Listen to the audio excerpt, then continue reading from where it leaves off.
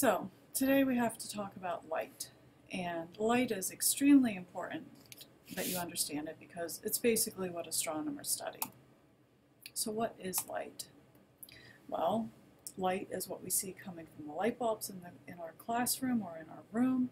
Light comes from the sun and light comes from stars. That's all light. We study light in astronomy because basically everything that astronomers look at is either light that's being emitted from an object, reflected from something, or scattered. Everything that we're looking at as an astronomer really boils down to we're looking and studying light. So we have to have a very good understanding of it. What you will find is when we talk about light as with reference to astronomy, it's actually going to be a lot more inclusive than what we think of as light in our everyday use. For us, light is stuff that we can see with our naked eye, but in astronomy, it's going to be also things like X-rays, microwaves, infrared rays, ultraviolet rays. All of these things fall under the classification of light. And when we study the light in detail, we're going to get a lot of information from what we're looking at. We're not just going to see what things look like, but we can, from studying the light in detail, we can figure out the temperature of an object. We can see what kind of elements it's made of. We can see how fast it's rotating. Is it moving towards us? Is it moving away from us? You'll actually be amazed all the things that we can figure out by looking at the light coming from an object. Now, one of the weird things about light is that we say that it has a wave-particle duality, which basically means that we can use two different models to study light. We can use the model that it's a wave, or think of it as a particle, which would be a photon. So the particle, like I said, is photons, but it also behaves like waves. Both of these are appropriate, and so it really depends on what we're trying to describe. And that's why we say it has wave-particle duality, because it doesn't really fall into one category. It can be either one or the other. I did do a little video on the anatomy of a wave, which explains things like wavelength, frequency, and speed. And so you might want to reference that to get a better understanding of the basic pieces of a wave. The way that they're all related, as I said in that other video, is that the speed of the wave is equal to the frequency times the wavelength, and all light waves travel at the speed of light, which, if you remember, is the 300,000 kilometers per second.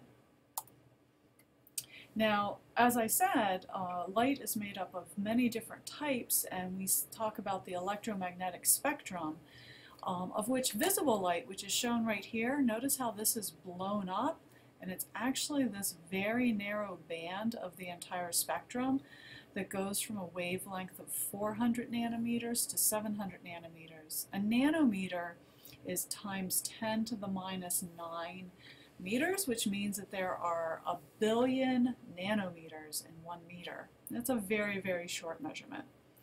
But as we go to the right, the wavelengths of the light are increasing or getting longer.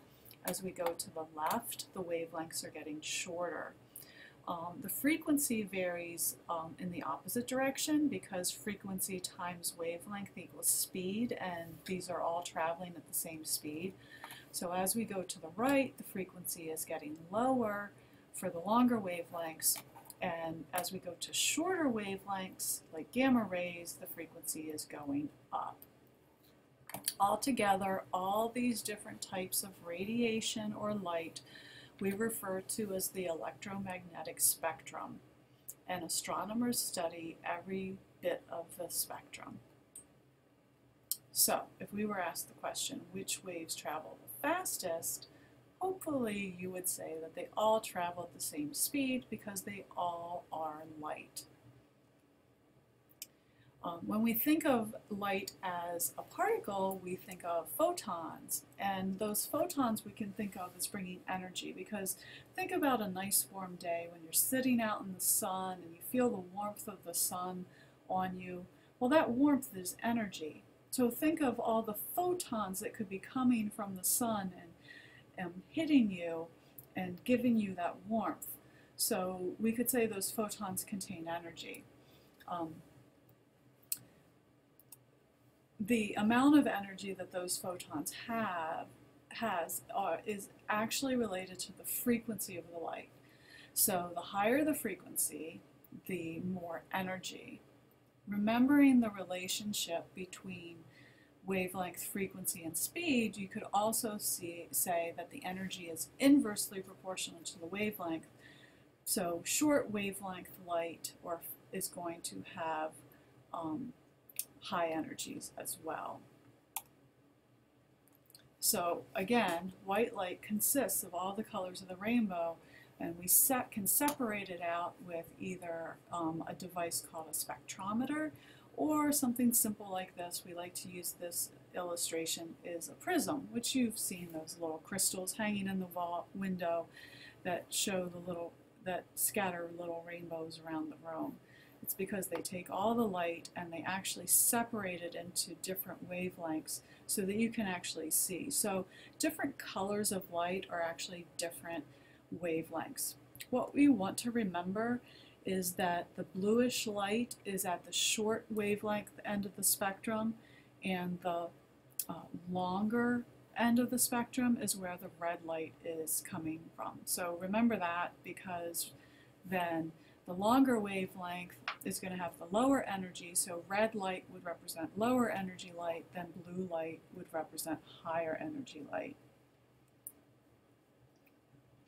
And I think I almost just gave you the answer to this question. Think about it for a moment.